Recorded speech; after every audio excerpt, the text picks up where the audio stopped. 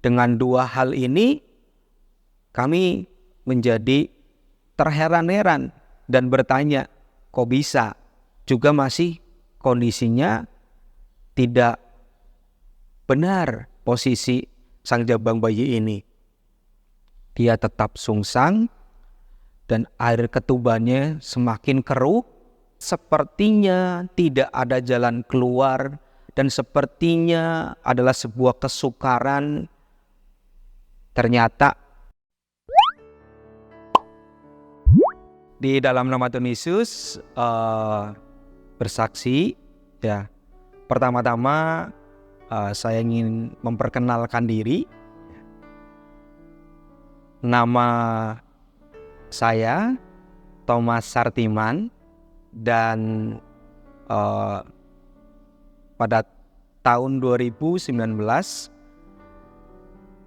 diberikan nama kudus Diaken Henok.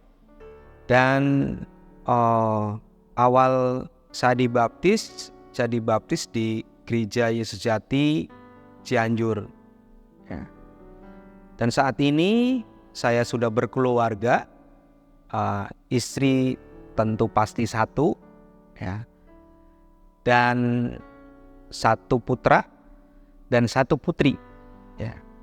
Putra pertama Lemuel ya, dan putri inilah yang menjadi saya bersaksi ya, menyaksikan kemurahan Tuhan ya. Peristiwa ini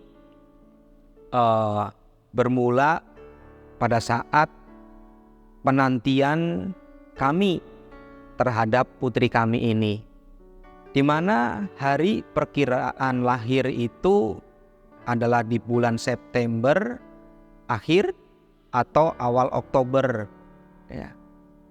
Nah, di 2 bulan terakhir ini, yaitu di bulan Juli akhir dan Agustus, itu kami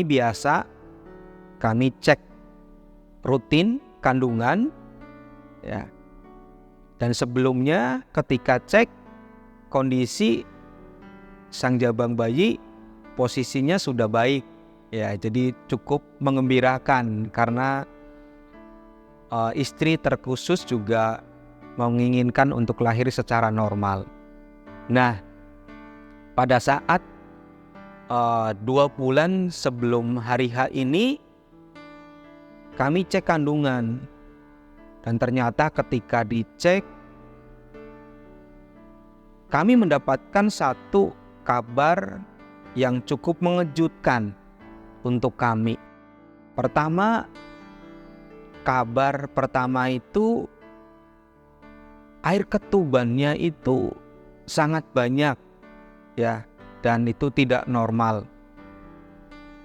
Karena ketika dibaca-baca, air ketuban banyak itu ada sebabnya dan ada akibatnya yang membuat khawatir. Kedua, kabar yang tidak mengembirakan itu adalah didiagnosa itu ada virus tokso ya. Jadi dengan 2 hal ini kami menjadi terheran-heran dan bertanya, kok bisa ya, padahal kami tidak kontak dengan binatang, tapi kok ada seperti ini. Dan secara khusus untuk istri ya, sebagai ibu ya, sang jabang bayi cukup terpukul, cukup down juga ya mentalnya ya. Jadi bahkan sampai berapa hari itu menangis ketika ingat hal ini. Akhirnya kami sharing, bercerita apa yang harus dilakukan, tindakan apa yang perlu kita lakukan, ya kita jalani ya. Dengan apa? Akhirnya kami mengambil langkah untuk doa dan puasa bersama. Namun karena istri untuk tetap bisa menjaga kandungan sang jabang bayi, maka istri pun bersatu dalam doa. Dan untuk puasa saya tetap lakukan karena kami sudah sepakat untuk doa dan puasa. Jadi 1 bulan sebelum hari H itu akhirnya kami sepakat untuk doa puasa. Dan akhirnya sampai dengan hari H itu ya kurang lebih sekitar 7 hari ya sebelum hari H kami check up lagi. Ternyata juga masih kondisinya tidak benar posisi sang jabang bayi ini. Dia tetap sungsang dan air ketubannya semakin keruh. Akhirnya kami sepakat untuk doa lebih lama lagi. Semakin kenceng, semakin semangat dalam doa. Dan sampai hari H-nya maka kami kembali ya periksakan ke dokter kembali. Dokter mengatakan ini mau tidak mau harus segera dilakukan tindakan. Dan saat itu cukup mengejutkan karena kami niat awal kami hanya cek ya. Ternyata dokter mengatakan yang demikian. Mau tidak mau akhirnya kami pun mengikuti saran dari dokter karena ada kekhawatiran yang disampaikan kalau tidak segera nanti bisa terjadi hal-hal yang tidak diinginkan. Kenapa? Karena pertama tadi posisi anak kami sang jabang bayi ini tidak benar ya.